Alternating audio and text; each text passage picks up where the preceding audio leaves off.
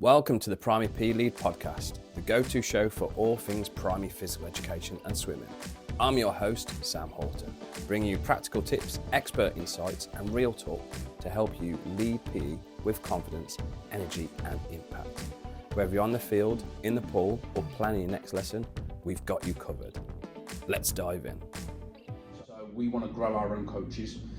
Yes, we understand that some coaches might have to come in externally, but ultimately if we can get coaches at a young age, we're looking to start next year at the age of 14 with a legacy leaders type program where instead of coming on work experience, they come part of our legacy leaders group, and we put workshops on for them, get them at sessions, doing a little bit of basic coaching at that young age, and then building up into our education programs. Hi everyone, Sam Horton here, Primary PE Lead. Welcome to my podcast.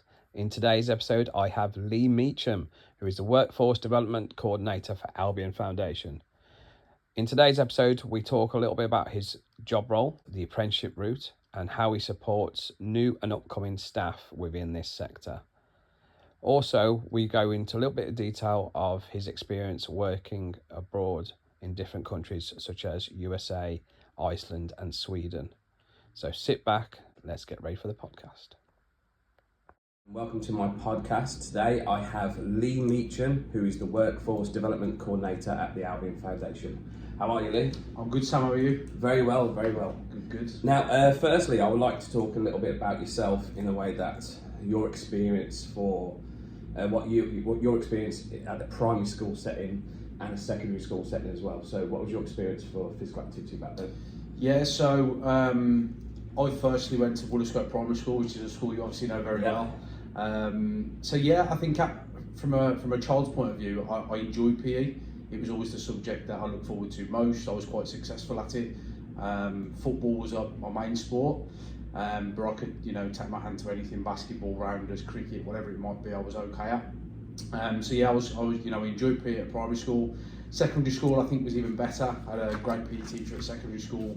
I was involved with the football team, the cricket team. And again, kind of enjoyed it because I was quite successful at the different sports that we played there. So, yeah.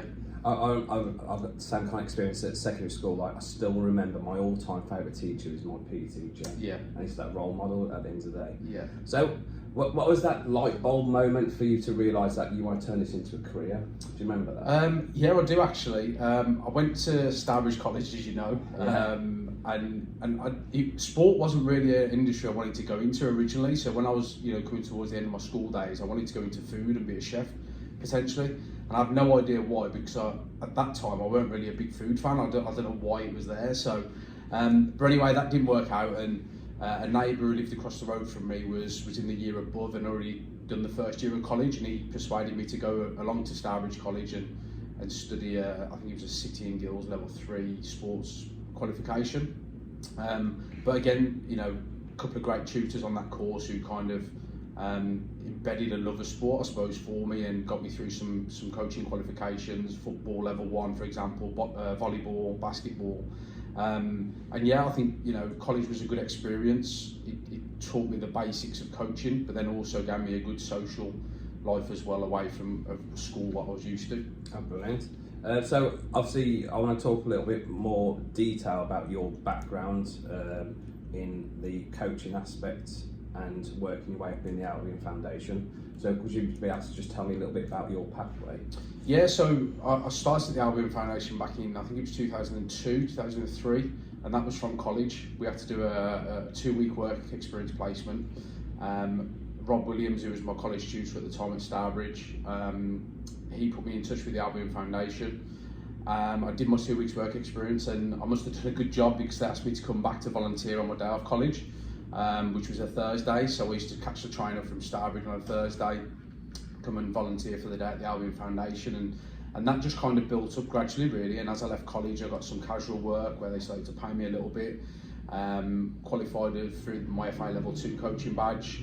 And then just built it up into a full-time role from there. And then from there, I was going into schools doing PE lessons. It was more PPA at the time, to be honest. The foundation and CCOs were a lot smaller back then, so it was more PPA. But also doing my football a little bit on evenings and Saturday mornings and stuff like that. Again, learning some great valuable experience and skills along that path. And then I kind of hit a ceiling, I think, where I couldn't really go any further at the foundation. You know, there was people in places where I wanted to be and they weren't moving on, which is, you know, that happens in all kind of industries. So I moved to a company called Sport, which was it's a franchise across the UK. I was working for the Birmingham one, so lots of work around Harborne area. Again, doing predominantly PE delivery. That was my first experience of Ofsted. So yeah, I got you Ofsted. got deep dive. Oh, right. Yeah, so I went into there, and then I left there, went to America to coach football. Had a great experience in America, not just professionally but personally as well. You know, brilliant. Learning the different culture out there. And then I came back to the foundation, and I've been here since for the last 10, 11 years now. Wow, that's absolutely amazing. So going from the Albion Foundation the first time and having that to go into Premier Sport and then you going abroad, having all that experience, going back to the Albion Foundation the second time, how does that make you a better PE teacher, leader, etc.? Yeah, I think, you know, the experiences I picked up, firstly going to a different company in terms of Premier Sport and seeing how a different company within the same industry runs. Yes, there were some similarities, but there was also some differences. You know, here at the Albion Foundation, because we're kind of subcontracted to a school, we never get Ofsted kind of looked at, whereas at Premier Sport, we had to go through the Ofsted process, so it was valuable to go through that experience and seeing what I suppose best practice at the highest form looks like and what they expect. What was that like with Ofsted? I was quite relaxed about it, to be honest. It was a long time ago now, to be honest, but yeah, thinking back, I was quite relaxed. I know it was a gymnastics session, and I did get good. I think the only reason that stopped me getting an outstanding is that I didn't use any technology. So, you know, iPads, whiteboards, whatever. But yeah, I was delighted with getting a good on my first one. So yeah, it was a good experience. And obviously, you know, going abroad and working in America, it's my first time of working abroad. As I said, I think most importantly that developed me as a person before anything else.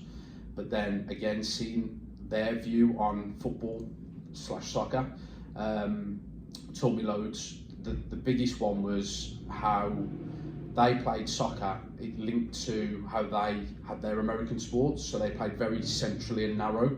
If you think to American football, every time there's a down it goes back central. Basketball's a very narrow court, so that's how they played their soccer over there. So straight away, you know, you could get into the kids and coach the kids to use the space, get wide, you know, give yourself more chance to go one-on-one, etc. So yeah, it was a real good learning experience to see that not everyone sees football the same. So it says here that you worked overseas in Sweden, Iceland and USA, and obviously you just touched base on the what happened in America. In Sweden and Iceland, was it much similarities? Would you be able to, do you have to adapt a lot as to how you teach in the UK? Or? Yeah, I think, you know, teaching in those countries, obviously English isn't their first language, whereas America it is. I think a lot of visuals. Yeah, lots of visuals, lots of demonstrations. Sweden speak a little bit better English, so yes, you're still demonstrating stuff, but they understand you a lot better. Iceland, they do understand you, but not as much as the Swedes. So again, as you mentioned, lots of demonstrations, lots of visuals when you're showing what you want out your practice. So the Albion Foundation back in the day when you first started out, compared to now, would you say the Albion Foundation as a whole has changed a lot? Oh, hugely, massively. I think when I first started back in that work experience week, there was maybe 12 full-time members of staff. We had one disability coach, a few that did football sessions. There were a few members of the team that did kind of educational sessions linked to sport, but now we've got close to 70 full-time members of staff at the foundation, you know, doing lots of different projects, working with kids from 18 months old all the way up to our memories group, which are you know, more elderly people who come and, you know, just have a cup of tea and a biscuit and talk about times at West Brom, and, you know, we see everything in between that, including, you know, lots of people with extra needs as well. So we work with a vast range of, you know, of people within the community. So yeah, it's changed massively. Excellent. So your job role is a workforce development coordinator at the Albion Yeah. Foundation. So if I spent the day with you, what would it entail in a day-to-day life with Lee Meacham? Every day is different, to be honest. I think that's why That's I love good. it. Yeah, that's why I love it. So a normal day might, I might get up, polish a few emails off in the morning, see what's come through on my phone overnight, and then potentially, if I'm not at work already, come into work after that. I might do a lecture with our USW students. I might check in with an apprentice. We might have a one-to-one or whatever. I might go and do a team teach with a student on an afternoon. I might do an induction with a casual member of staff after that. Busy. I might do another team teach with an evening session. So yeah, every day is different, but a lot of it is around, looking after casual and volunteer coaches, supporting our students in our education pathways, and looking after the onboarding of full-time staff, casuals, volunteers, and then I also look after the CPD offer at Foundation as well for the whole of the foundation. So seeing how they can develop as well. So lots going on. So I want to dive into the apprenticeship route. Yeah. So if I was a young 16-year-old who wanted to go into sports coaching, and I saw an advert, Albion Foundation, to be an apprenticeship, what kind of things will excite me? What would my pathway be like? So an overarching strategy we've got at the foundation at the moment is grow our own and go local. So we're looking to not only work with the local community, but have the local community work for us as well. We want role models within our workforce to go back out into the local community and obviously engage with the local community. Part of that is grow our own. So we want to grow our own coaches. Yes, we understand that some coaches might have to come in externally, but ultimately if we can get coaches at a young age, we're looking to start next year at the age of 14 with a legacy leaders type program where instead of coming on work experience, they become part of our legacy leaders group, and we put workshops on for them, get them at sessions, doing a little bit of basic coaching at that young age, and then building up into our education programs. So, coming onto the apprenticeship program, first of all, you study a level 4 sports coaching apprenticeship. The education provider we use is Ignite Sports, which is based down in Oxford. The reason we've got a link with them is we've got a great link with my good friend Dave Stevens. So Dave was my head of coaching when I was at the Girls Academy. We've kept in touch, and Dave does some tutoring for Ignite Sports. So that's where the partnership come from, and Ignite have been fantastic. We're now back into our second year of apprenticeships, or coming towards the end of the second year, I should say. And then since 2005, we've had apprenticeships at the Albion Foundation, and we've had a 100% record of getting apprenticeships into full-time contracted work once they complete their apprenticeship. So when I came into this role and there was no apprenticeships, I was like, well, why? We've got a great success story of apprenticeships working, so why aren't we doing it?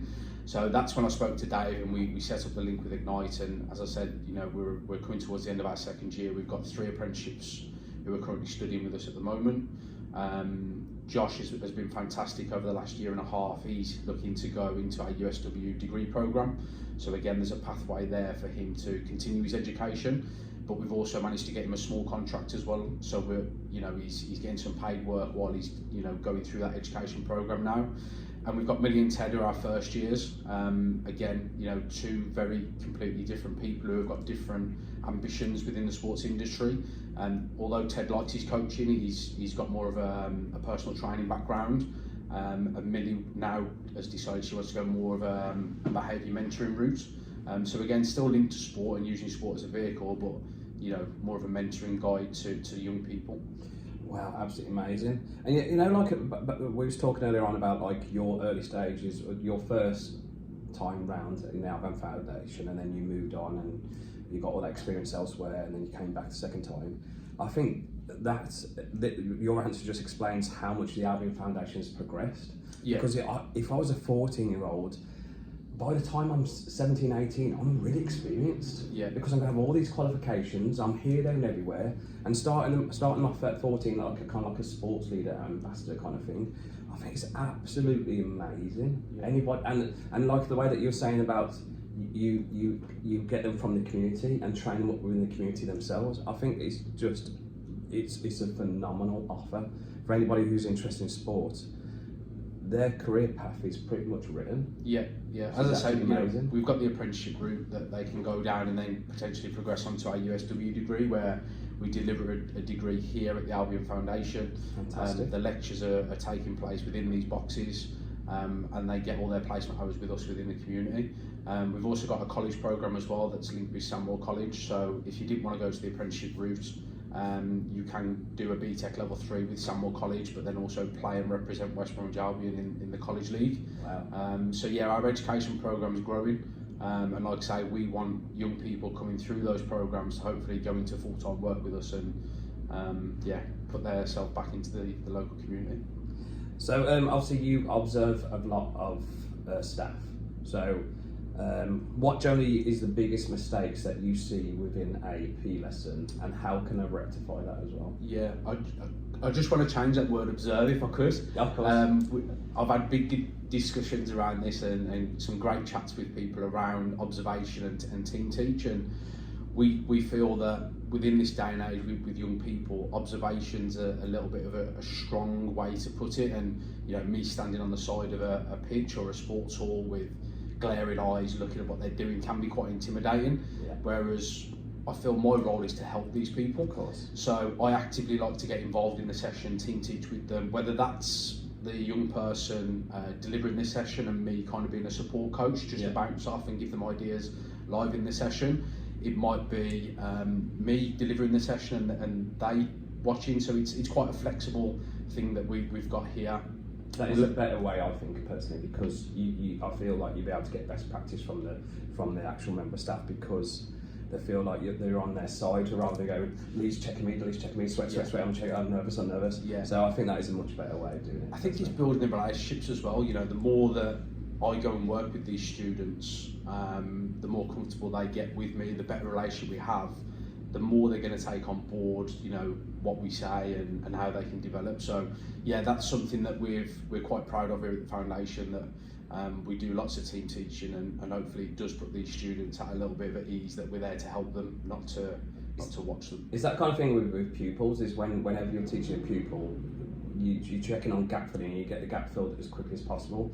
The old-fashioned way, I understand where you come from, the old-fashioned way, somebody in the back just marking, and then at the end of the lesson I'll go, these are all the things that you've done wrong. I was like, why didn't you tell me 25 minutes ago when I was actually teaching? Yeah. So it does make perfect sense. Yeah. So is any things that, when you are doing your team teaching, is there anything that you've noticed there's a pattern where some staff need to just tweak on to make it even better? Yeah, I think, with anything, it just depends on the experience and the knowledge of that young person. Obviously, everyone develops at different levels, so each person that we go and work with is different, but I'd probably say that the biggest one is facilitating versus actually teaching.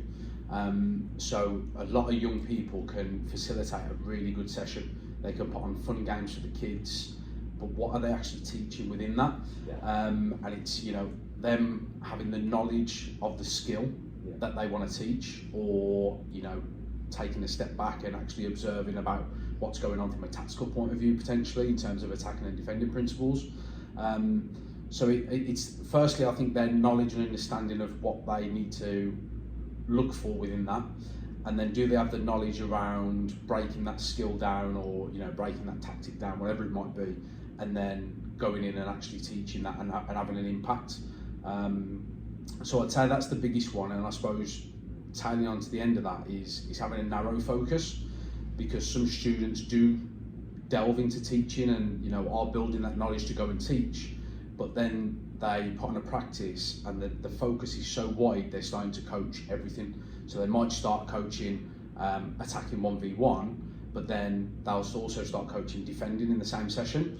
Whereas I like to really get that narrow focus on, yes, you might have to manage the defending a little bit so you can get out the attacking 1v1, but really narrow focus on that attacking 1v1 and coach the attacking, not the defending. I personally agree, because realistically, the greater depth, children are pretty much going to get that, but your middles and your working below, working towards, it's cognitive overload. So if I'm working on attack defend, and the attacking part would be we're working on agility, going past the defender, I've got a defender there but that's all I've got is that defender. I'm not telling this defender all these loads of different teacher points because I'm already breaking down the attacking skill. Yeah. I think there's a point where I think it's knowing those kids as well.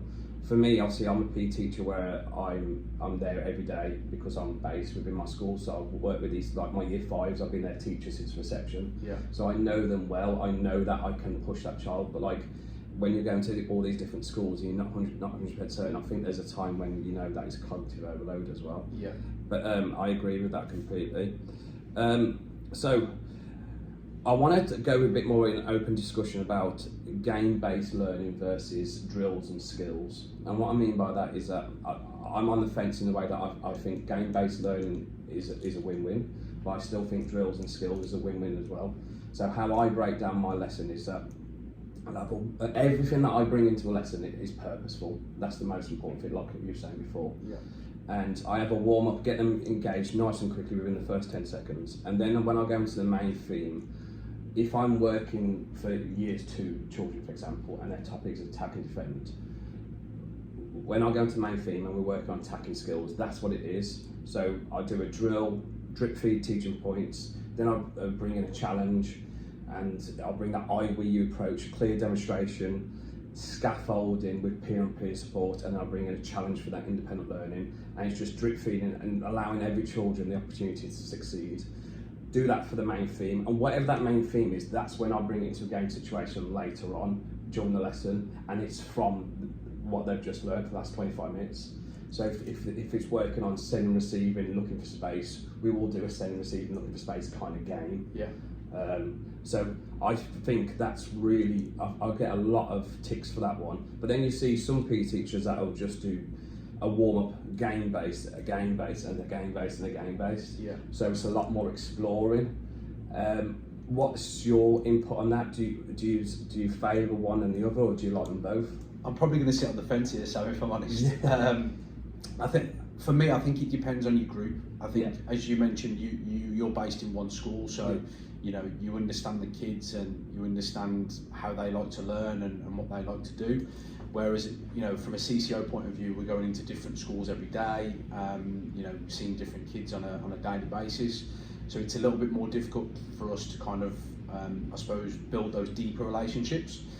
So I always kind of go with trying to understand the group that I'm working with and seeing what is best for them. You know, some groups probably need that repetition of skill-based practices where they need to repeat the skill to improve it. Some groups might not be able to deal with that, so they might need a game-based situation to, I suppose, make it seem more fun, if that makes sense. And it's, I suppose, from a coaching point of view, it's how you can make those skill-based games fun while still getting the repetition. Or if you're going for a game-based approach, how can you get the skill out within that fun game-based? So for me, it just depends on kind of what group I've got, where I'm working, and that kind of stuff. And it's that kind of thing in a primary school setting. Every day is different in the way that you could have 3 EAL children just start tomorrow, and then you could have 4 or 5 SENs just suddenly come into the mix as well. Yeah. And if you go doing a game based, if you planned a game based the day before, it's all about adaptive teaching, isn't it? If you plan a game based game the day before, and you come into your lesson the day later with all these new children, you're like, this isn't working. That's when you need to go to the skill drill route. But when I say skill drill route, I still have mini kind of games in that anyway. So I would have like 6 groups all going all at once, and it's all to do with practice and allowing children to practice some more, you know, constantly practicing. So it's, if I'm communicating with one group, I can let the other 5 groups still going because you're keeping those activity levels nice and high. Yeah. So I think with the game base and the skills and drills, I think there's a win-win in both areas in a way that you just need to make sure it's purposeful and building a strong environment for all children the opportunity to succeed, and it's simple as that. Really. Yeah, 100%. I think, you know, from a CCO point of view as well, that kind of depends on the area you're working in. You know, if you're working in the Sandwell area going to Dudley, you might do more of that game-based kind of, you know, building the skills into the games. But I know if you head towards further Worcester area, you could probably get more skill-based sessions out and then be happy to do that repetition of the skill. Yeah. So yeah, I think, you know, the demographic does impact that as well. Well, a few years ago, I came to the Albion Dome and I did my primary FA qualification. And for me, it was obviously, I thought it was going to be all football based because it was working with the primary P stars back then.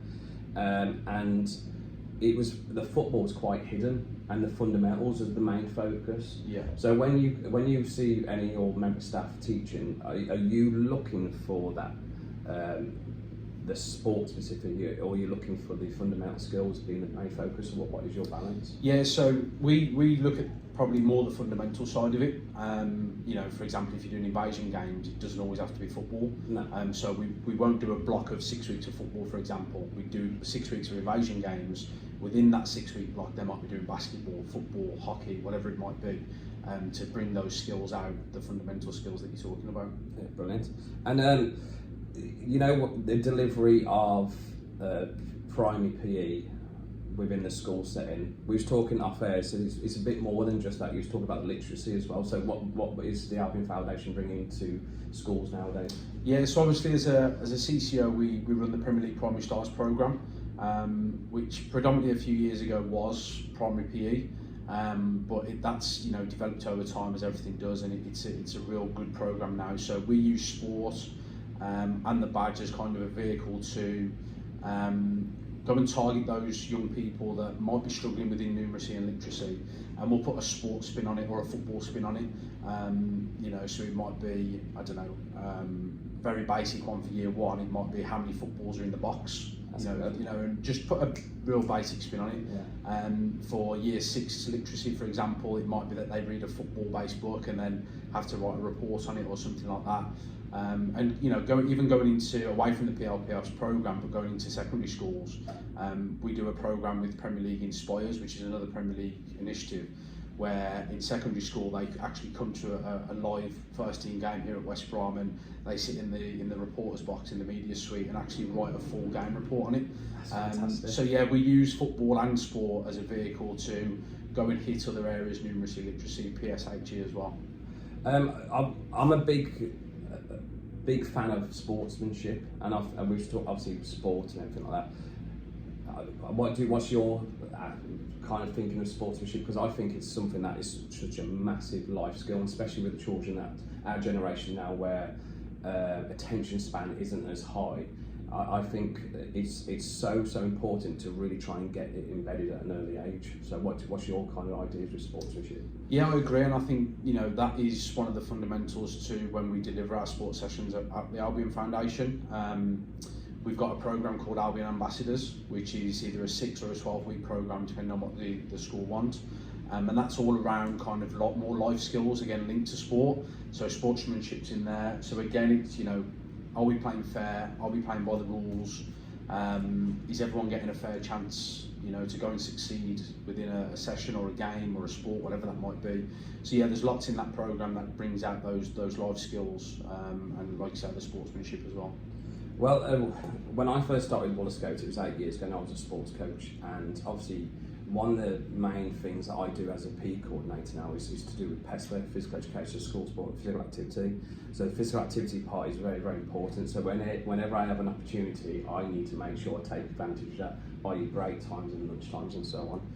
Now, all those years ago when I first started out, this just tells you how quickly the generation has changed. Activity levels was massively high, 85-90% every single lunch, never an issue. But now I've got exploring activities at lunchtime, and I've got invasions games, I've got some striking fielding and stuff like that. So, and I've even got a quiet zone, so I've got so much for them, ICT, so much stuff, variety for the guys. But you still have people sit out as well. And it's crazy how, I think it's quite worrying how the generation is going in a way that if I put 240 tablets out there and everyone's on a computer, I know that everyone's going to be absolutely fine and quiet and chilled. Yeah. But I find it so much more challenging to make sure that like I say, it's the attention span, get them nice and active. It's tough because you constantly have got to change it up all the time to try and keep them on their toes. Yeah. Have you noticed like a difference that when you go and do some team teaching with your staff, that the attention span isn't as much as it used to be? Yeah, 100%. You know, I think back to my early days, I suppose, in football coaching, is that, you know, talking about those skills-based practices, you could do a passing technical for half an hour, 40 minutes, and the kids would be trying to, you know, perfect that passing technical. Whereas these days, you know, unless you're in an academy environment, you're probably looking 5-10 minutes and the kids are bored. So you've got to constantly have ideas to change it up and challenge the kids. And like you say, you know, stuff like iPads and stuff, I don't, you know, although they're great in some aspects, they're not great in terms of stuff like that. I agree, and like it's that kind of thing that like they don't even, some of the kids don't even know what Kirby means. And stuff like that. I used to go out at 9:30, 10 o'clock at night every night to go to the park and stuff like that, but obviously the park's as quiet, isn't it? Nowadays? I think we had to create games like Kirby and you know, freeze rope swings and stuff like that, and we had to create them because, you know, computers and consoles and stuff weren't that available back when we were younger, so we had to go outside and we had to be creative, whereas the kids don't have to be creative these days. They've got it all in front of their face, whether it's on a phone or an iPad, so they don't have to be as creative in terms of an outdoor environment. What's your kind of input that, like, the day when the sports premium kind of disappears, what do you reckon it'll be like for primary schools then? Or will it disappear? Yeah, I hope not, because I think it's a good thing. I think that in terms of a CCO, I think football clubs are trying to get in a place where it won't affect them, so they can still go and deliver high quality PE in primary schools if primary schools need that. In terms of, you know, how it would affect schools, I'm not sure.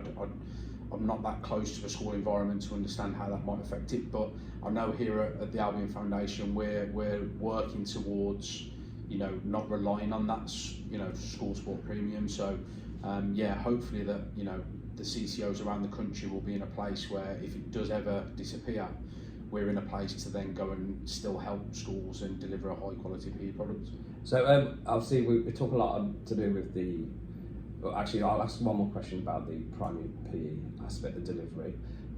What do you think makes a really good PE lesson? So if you went over to see your staff and you were completely blown away and you went, my goodness me, that's outstanding, what kind of skills would you see from the teacher? I think first of all it would be the relationship they've got with the group, and you know, I also understand it's hard to build good relationships with 30 young people, especially if you're doing 4 or 5 classes per day. But you know, a good relationship, good energy about the session. Are the kids engaged? Are they active? Are they having fun? So I think those are the fundamentals, and then once you've got that, you'll have the group engaged, the behaviour is going to be fine, then you can start drip feeding in that learning. And I think, you know, those things put together are probably the fundamentals that we look for. You know, yes, you've got your things on top of that you can add in, but I think as long as they're engaged, having fun, good relationship, and there's learning taking place, those are probably the key things. Well, I was very lucky within my school setting because I've had a lot of mentors, I've had a lot of help and support, a lot of in-house CPD, so that's really helped me progress from bottom all the way up.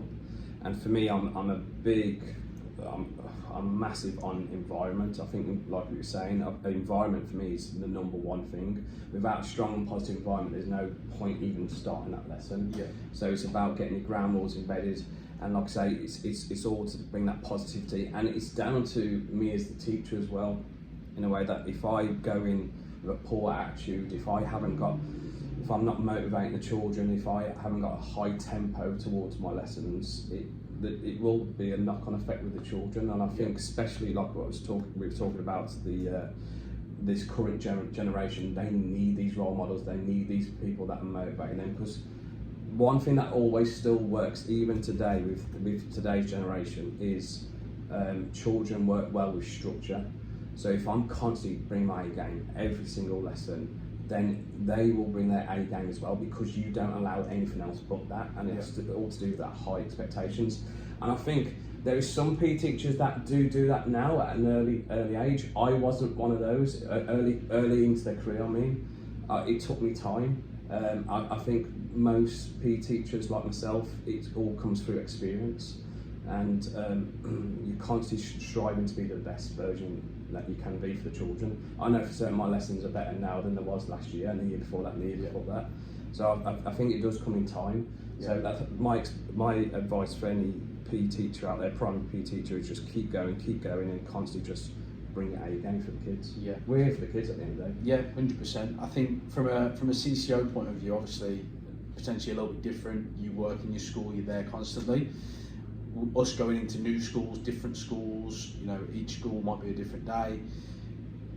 We could bring our A game and try and make the environment the best we can make it, but ultimately, we've also got an impact from the school. So I've worked in schools before where the head teacher, for example, isn't, a fan of sport, which then brings its own challenges because they don't see sport and PE as a subject that they want to put time and effort into. So the PE cupboard might be very low on equipment. They'll just throw you anywhere to do a PE lesson. Tick off the box. Yeah. So we've had that kind of experience, but then on the other side, I've also had experiences of, head teachers and PE coordinators within primary schools that I've worked in who are, absolutely fantastic, and anything I need for PE, bang, they'll get it. It's there. They'll, make sure that I've got priority in the sports hall if it's raining, for example. So real two ends of the scale there in terms of, what a CCO sports coach delivering PE could entail. I completely agree with you with that. I think it's a battle that we've had for a very long time, and like people like ourselves who are very pro PE, of course, that is our love and our passion, and it's frustrating that there is some phenomenal head teachers out there that really like it, and there's some that don't that fussed about it because it's just a foundation subject. But the thing is, though, obviously I've done all these PE coordinate meetings and gone to conferences, but it really is a subject that is the holistic approach, in a way that if they excel in PE, a lot of these children will have a better opportunity excelling in other subjects as well. Yeah. So I think it's something that's we are constantly battling with, basically. Yeah, yeah. You know yourself that if you go out on a run or you go and play sport, the mental positive impact that has on you as a person is phenomenal. So, if we can get these young children, giving them a love for sport, mental health will improve naturally. But then, like you say, you can get so much out within a PE sport, football environment, as you mentioned earlier, sportsmanship, life skills, teamwork, sharing. There's so much in there.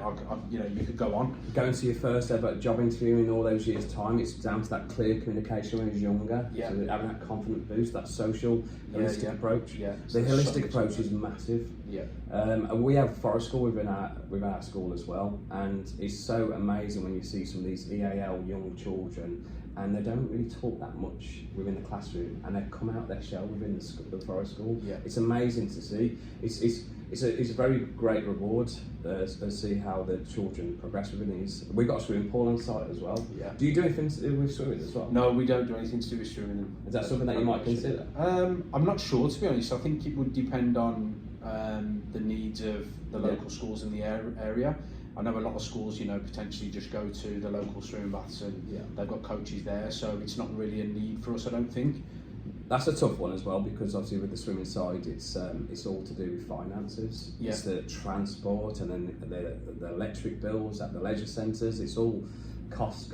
Yeah, it is expensive. My experience was I think I did a few weeks in year 2, and that was it. Yeah. And it was my classroom teacher that pretty much did it. Again, I was quite lucky with swimming when I was young. Yeah. Obviously, going to Williscote, we've always had our own pool there. Yeah, pool and inside. going to secondary school, we had our own pool at secondary school as well. So I swam from a young age right the way through to year 11. Fantastic. Is there anything that you would like to talk about? Any upcoming events? Any socials? Anything like that? So we're currently recruiting at the foundation for our apprenticeships, our college programme, our USW. So if you are, a school leaver or wanting to continue in further or higher education, please get in touch with us. We've got programmes that could help you out. Whether that's a 16-year-old leaving school or an 18-year-old looking to go to university, we've got programmes that could help you on your way. Lee, I just want to say massive thank you for having me on as my guest. Thanks for the invite, mate. I appreciate it. Cheers. Thank you very much for watching or listening to my podcast. I really appreciate it. If you would like to be a guest on any future episodes, you can get in contact with me through my socials. Speak to you soon. Bye for now.